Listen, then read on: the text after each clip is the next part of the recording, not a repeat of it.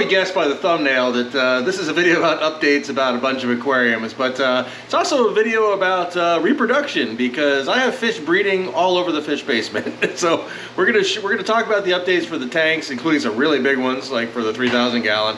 We're also gonna see a bunch of baby fish, specifically a bunch of baby cichlids. Let's go. All right, let's start with the 3,000 gallon, the monster project. Okay, so you can see the tops are off, so you can see the covers are off the front of the wall and the tops are off of the aquarium. And the reason that is because I built these new pieces that were going to go across the top so I could cut down the acrylic or the polycarbonate tops and make them smaller. But I've been assessing what I need to do to get the tank balanced again. So you can see over here, those rocks, if you look back in the last video, they were completely covered in hair algae. The hair algae everywhere was crazy. And the cyano down here was less than now. So it's gotten better in some ways and worse in others. I've lowered nitrate, I've lowered silicate levels, but, I'm sorry, and phosphate. The phosphate was the killer here. But it's still not balancing out. I still have a problem with the peacock bass now that they've gotten full grown and some other issues, which we'll get into in a second, that they're just thrashing all these plants. So there's going to be a change of plan. So I'm not going to, so this is one of the culprits right here, and he's not even full grown yet. So this guy, and you know, well, let me go ahead and get into the other thing. We know the big fish are thrashing up the plants as they mess with each other, but, oh yeah, I almost forgot. We have the new guy. But there's also breeding fish. So there's a pair of Oscars back there who have babies, a whole bunch of babies back there. And here is a pair of Cichlids who also have a school of babies. They are right there behind, I don't know if it's the mom or the dad. If you can see them, they're right on the substrate, right in front there. I realize the tank looks like a mess, but hopefully I'm getting them on camera. They're just right in front of the face of the parent there, eating off the substrate. Yeah, so the reason the tank looks like a mess is because I'm trying to figure out, A, what do I want to do to get the system back in balance, which path do I want to take, and then B is, I got all these baby fish, I don't want to go in there and disrupt anybody, you know. Obviously with this tank, you know, nature, they're not all going to survive, but I want to give them the best chance they can get. I certainly don't want it to be my fault that any of the baby fish don't grow up, so I'm not going to go in there and tear everything apart, rescape it, you know, while I've got a clutch of little baby fish in there. Right there. Oh, I'd love to have some baby parrots too. So that's why there's a hold off on the 3,000 gallon, or I would be further along with it, but I have made a decision. So rather than just add the new dividers, cut the tops in half, instead of having big 6 foot long tops, having 3 foot and 3 foot, I'm going to actually raise the lights. I'm going to build up. I'm going to build basically a big canopy structure above the tank, and then I'm going to use the polycarbonate twin wall panels on the sides and the top, and they'll be removable from the front and the back and everything. And I'm going to create essentially like a dome that is inside the aquarium but in the air, because I'm going to change up the plants. I'm going to go with much hardier, bigger pond plants than these plants that I have now that the fish are thrashing all the time. And the reason that's a problem is they're creating so much debris that's breaking down that it's hard to keep up with it. Unless I go with a situation to where I run huge amounts of mechanical filtration, it's just hard to keep it in balance like this. So the plan is like I said, is I'm gonna go in there and restructure everything in the tank. I'm gonna add more airflow and less water flow across the top, and I'm gonna take out a lot of these plants. I'm gonna put in much larger, thicker bog plants. They're going to grow partly under the water and partly above the water. And I want to go back and I want to put in lilies on the side again. I really enjoyed having those before. So I'm going to go back to that setup. And I'm also going to add a lot more substrate. I'm going to build that up. So I'm going to follow the same model that works on my smaller aquariums, just on this massive aquarium. And I'm also going to change some stuff on the back end. Let me show you. So I had a zone of the filter. So you know we come down there, we have some mechanical, and then we get into our biological, mechanical, our different zones, and then it just rolls all the way on through 22 feet of sump. You know, and we get over here, it's just lots of lava rock and everything. But in this section, in these couple of sections here in the middle, I'm going to add lighting to them, and I'm going to put bog plants in there as well, and get rid of the K1 media. I'll bag that back up and use it somewhere else. So essentially you're going to have something like what you have over here, like a bog filter, but in here helping to work with the bog plants that are up in the aquarium. So we are just going to try to supersize the biological, the denitrification mechanism. We're going to try to strip out all those nutrients. We're going to try to starve out the things we don't want. And the reason it's such a big deal to use bog or plants that get terrestrial CO2 is they can outcompete aquatic plants or algae much more efficiently than aquatic plants can. They can uptake so much CO2 that they're just going to, they combined with the nutrients they drink out of the water, they just take those nutrients up much more efficiently. So that's the path we're going to go. So we're going to have every plant, the lily pads. I think the plants I'm going to use are iris. So the iris, the lily pads, and the bog plants in the back, like peace lilies or whatever those end up being, they're all going to be bog plants or that have access to terrestrial CO2. So it's going to be a situation where we should be able to outcompete everything. I need to build up the sand bed. I don't know. I was so excited when I built this. I want to get it running that I rushed, and I didn't fully add enough of substrate. You know, I was kind of just looking to get it going. So I want to add a lot more substrate, sand specifically, and build that up to get that denitrification level going on down there with the bacteria. And again, for water flow, I'm going to rely much more on introducing huge amounts of oxygen in the water via the bubbles, which has the effect of pulling the water. So as the bubbles, you know, go up, they pull the water, they create circulation within the aquarium. And of course there's the returns from the pump and everything, so we're not talking stagnant water or anything like that. And I can always add, if I add power heads, I'm going to add them at the bottom at substrate level. I want to keep that substrate bed oxygenated versus at the top of the aquarium. So I'll cover the oxygen with the air pumps, and I'll cover water flow at the bottom of the tank so we don't have settlement. And then of course there's still the mechanical on the front end of the filter system in the back. So that's the plan for the 3000. I'm just going to let these babies grow up some, and then I'm going to start executing that plan. But I'll start building the canopy and everything now, because that's obviously not going to affect the fish. Started collecting materials over here. There's actually rock in the bottom and wood, and I have outside sand and everything. So this is basically almost cleaned out. I need to get the sand and everything out of the bottom there, but and a little bit of the top. So, but it's almost ready to go. So still cleaning it up. This is actually going to be a bog style filter. So in the bottom, it's going to be mostly all lava rock with bog plants, just like what I'm going to do in the 3,000 gallon. And I'm also going to move over some of the plants from the 3,000 gallon into the top here. So this tank should, once I start working on it, should go really quick. And it's going to be an interesting one. This is normally I kind of stay true to an area, but this one is going to be there's a fish I lost that I really like, that I had for a long time, and I want to get them again. So they're going to this tank, and they're going to go with some other fish that I'm interested in, and they're all New World cichlids or New World fish, but they don't all necessarily come from the same area. So bit of just a passion tank, I guess. But at any rate, the 150 will be back on its way pretty soon, and I'll have to think up a new name for it because it's going to be a whole different tank. Okay, this video is not going to just be me talking about what I'm going to do. I'm actually going to start doing some stuff right now. You're going to see it in this video. You know, I never like to do videos where it's, you know, just open-ended. You know, let's have some finality. Let's get some stuff done in this video, not just talk about things we're going to do. So here we are back with the double DIY builds, the 600 and the 750.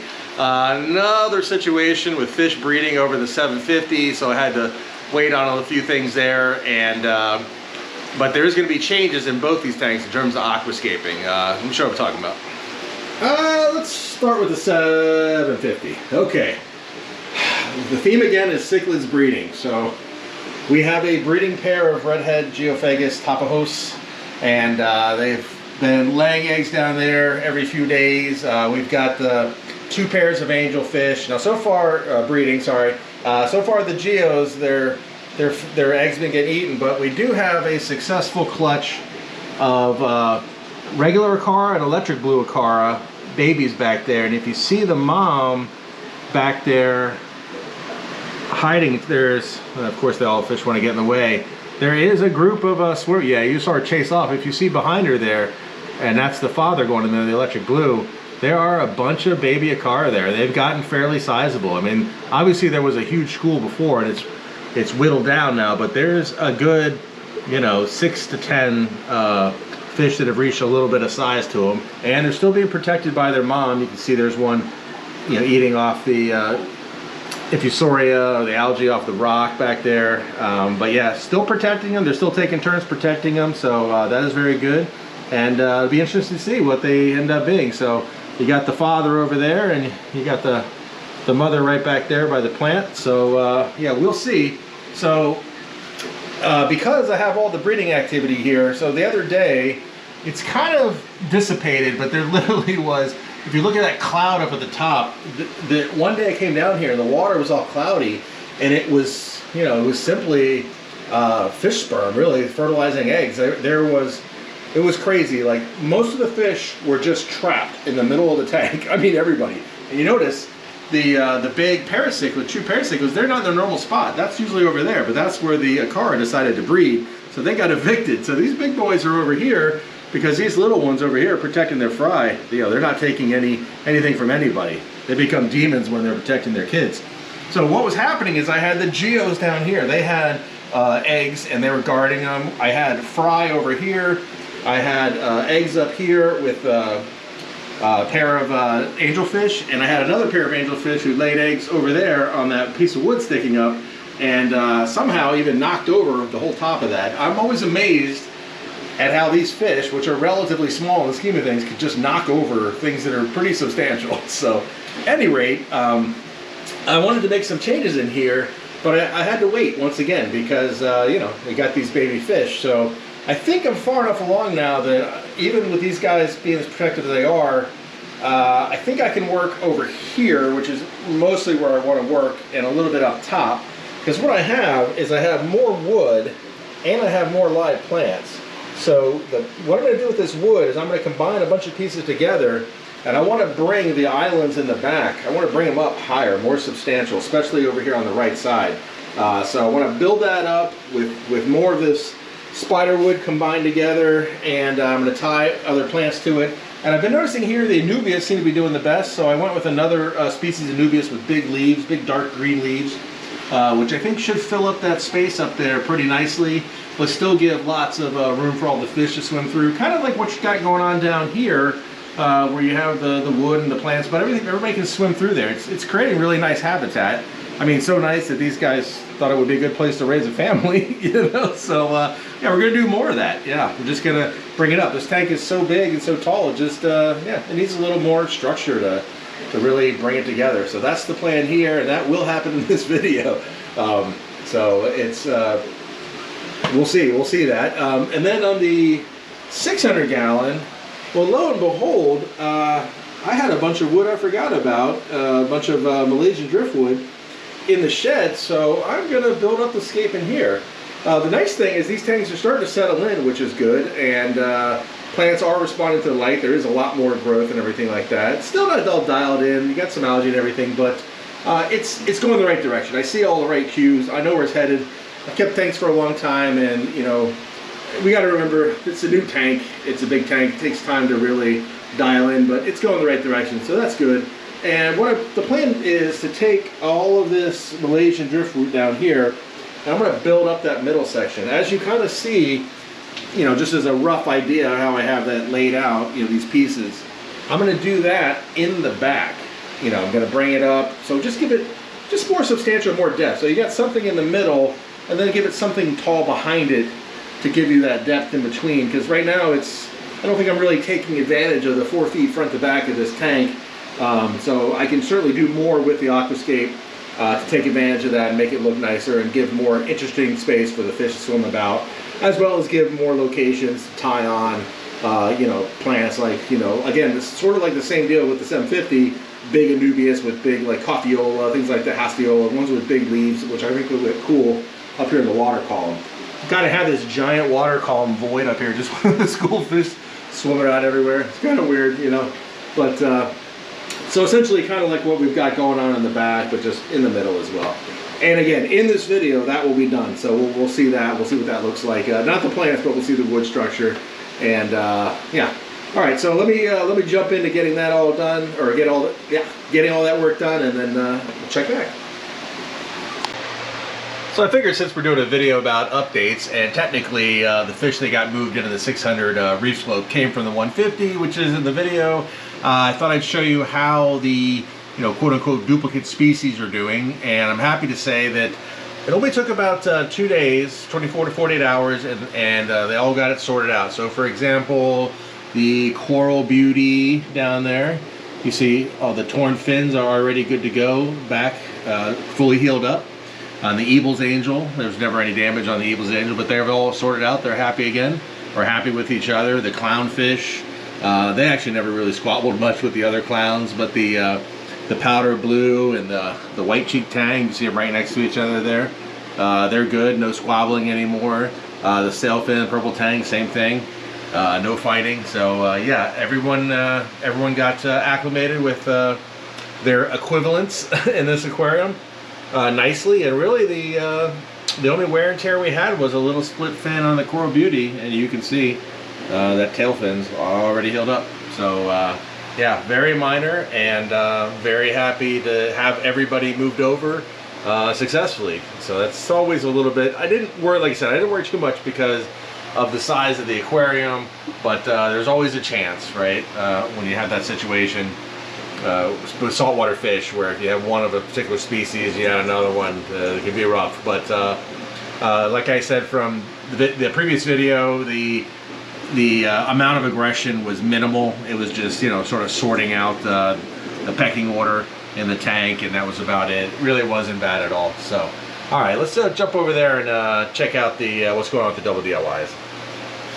As you can see, my assistant is on the scene, and I don't know, I really can't call them the double DIYs anymore because they're built, they exist. So, all right, so here's the situation. The plants came in, and as you can see, there is 20 Anubias caffifolia. I don't know if I pronounced that right, but you can see a bunch of them, and they came in, I mean, they look great, but they came in very small. So that's going to be interesting.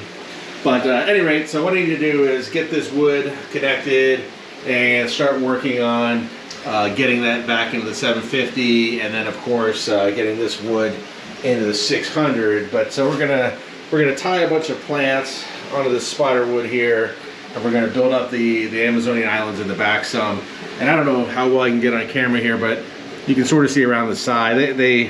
Somehow in the process of breeding, they knocked over that other piece. So I'll get that out here and probably situate that in the front, and then put the new stuff on there. But for both of these, I'm going to go ahead and do a water change actually, just lower the water level down in both these tanks, because being 3 feet deep, it's a little difficult to work on them with, you know, the water level all the way up. So, you know, hey, it's a free water change for these guys, and it makes my life easier. And really the same thing with the 600 gallon, even though it wouldn't be too hard just putting this wood in the back, I'm going to go ahead and, you know, give these guys also a good 25% water change. Just bring that water level down, you know, a couple hundred, you know, maybe 150 gallons or so. Make it easier for me, and then get in there and get that wood going. And then also one thing I don't think I mentioned is I started off with just the smaller lights in the middle, but I think I'll probably go ahead and upgrade them just like I have on the outside. So instead of having the 50s in the middle, we'll do the 100s all the way across. And I actually turned off one of the lights on the 750. It's already so bright without it, so basically I'll just I'll shift the extra watts from the 750 over to the 600. Okay, so on the 600 gallon, I've got the wood added to the back there, and I just remembered that I forgot to change out those middle lights for the bigger ones. So here's a quick look with the lower powered lights, the 250 watters, and then I'll go ahead and swap them out for the 200s, and yeah, see, hopefully we'll be able to illuminate that wood back there more. But definitely liking that it's helping show the depth of the tank. So definitely liking that. In fact, I may, if I can find some more laying around, I may add a little bit more to the right and left to just sort of build that whole back up back there, and you know, maybe see how it goes with how these plants down here grow, how tall they get and everything, how tall the plants on the side get eventually. But I could even go the route of attaching some plants to wood in the back, and that'd probably look pretty impressive if we had a whole back wall of wooden plants, but wood and plants, I should say, not wooden plants. But let me get those lights adjusted, and we'll take another look. Okay, that's better. We got the 250s swapped out for the 100s, and more light for the 600 gallon, and actually more water flow too. Both the 600 and the 750, I went ahead and added gyre pumps to kick up the water flow in the aquarium. Definitely the return pump wasn't enough, so you know, this is much better. I can see movement really everywhere, all the way in the back, all the way forward. We got that nice gentle movement of the plants, which is what we want. We want to move the nutrients around, keep the water column mixed up, keep that saturated oxygen, dissolved oxygen, going from the surface down to the lower part of the aquarium. And judging by the way they're acting, fish seem to like it too. They're all definitely, you know, this is a tank that's normally very active to begin with, but they're even more active, so it seems like they're liking it. And you can see the couple clown loaches back there. Oh, this guy's getting a lot bigger. He's putting on some size. Yeah, they're back there checking out the new wood in the back. It's kind of crazy. I have the lights in the back right over that, and it's still, I swear, it's not as bright as I would expect it to be. You know, I guess all the dark wood and substrate just really sucks up that light. Plus with the tank painted black, but it's definitely better, and the water is turned up a little bit because of the new water flow, but once all that gets skimmed off and taken up by the filter, it should clear up quite a bit. So the if I can find a little more Malaysian wood root, I'll actually extend that both to the left and the right of that middle piece. But I'm definitely digging that. I'm definitely digging the water flow. So we have the full lighting now, so it's just a matter of concentrating on the dosing, see if we can't well, if we can get all the plants to take off. The ferns or the crypts are doing great, and they're growing like crazy. And there is new leaves there if you look on the Anubias and the Java fern, and of course some pogo, Stellatus octopus, whatever it's called. I thought I got all out, but there's still obviously some more in there, a little bit over there. But we want to get those swords growing, and we want to get the tall grass in the back going. So definitely seems like the tank just continues to need more and more light. So hopefully another couple hundred watts will do the trick, and yeah, we'll just follow along. And I guess one of the things I want to point out with the 600 is the rainbow fish are finally getting a little bit of size to them, and that's actually helping with the top water column.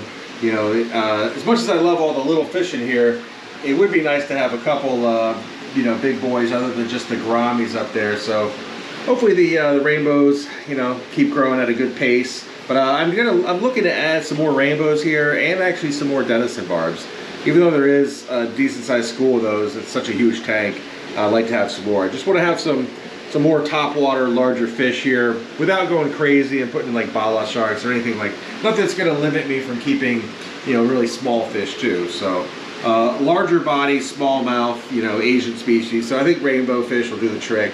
And Denison barbs. So that's what we gotta look for with this, as well as I'm still working on getting it to be an actual jungle. There is growth, it is happening.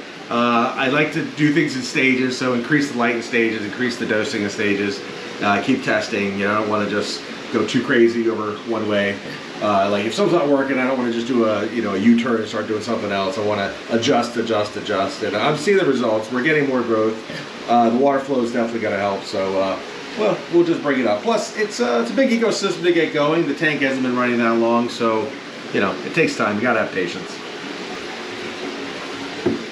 All right, now over to Amazonian Island. So we did the same treatment here with adding the gyre on there. So we kicked up the water flow in here, And it's going to help this tank for all the same reasons as I just said, you know, keeping that dissolved oxygen from the surface, bringing that down to the substrate, keeping that substrate oxygenated, and as well as, you know, creating water flow, creating currents in the tank. You can see, you know, debris, keeps debris churned up, you know, into the water column so it can get skimmed off.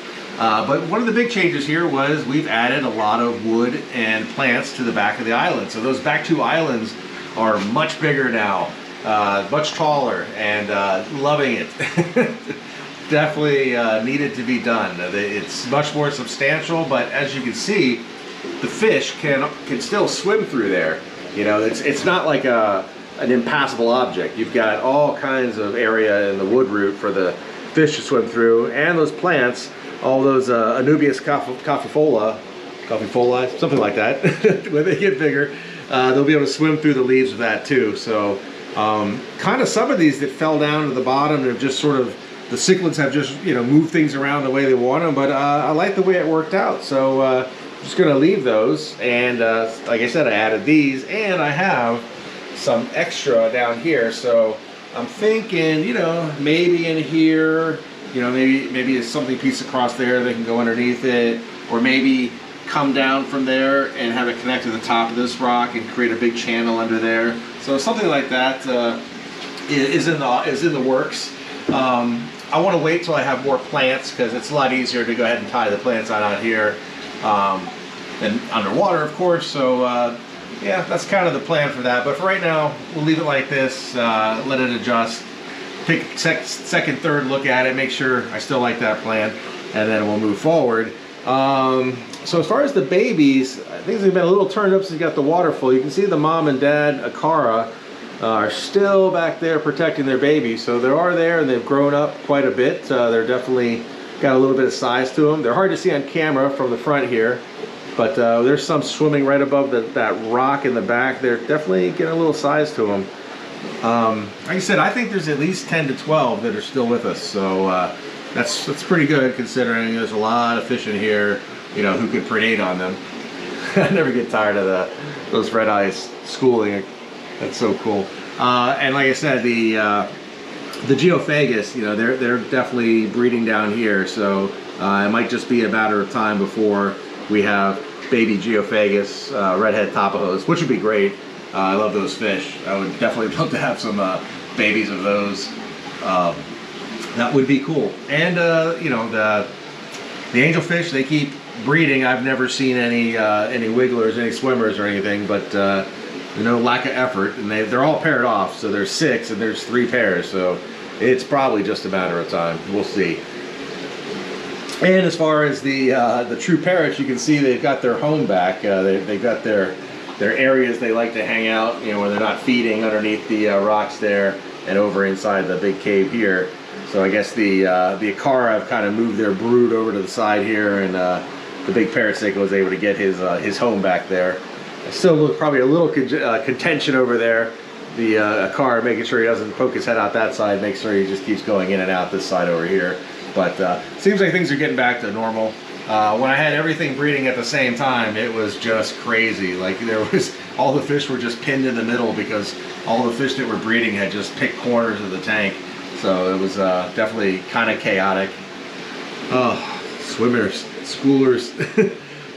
So yeah, there's probably, again, other than a little bit more changes to the aquascape, the plan is to actually look for another group of smaller schooling fish to put in here.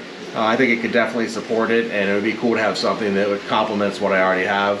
I'm really enjoying the red eyes, and I'm really enjoying the Buenos Aires, and of course the red-blue Colombians. So if I can find something you know, that complements that, definitely looking for something that's probably not silver-based. You know, maybe black or red or blue or something. We'll see what I can find, but a good-sized school of some other shape, some other color. I think that would contrast well with what we've got going on in here. So like I promised, not all just talk of future updates, but some actual updates, you know, from beginning to end. We've got these rescapes on the 750 and the 600 done for now.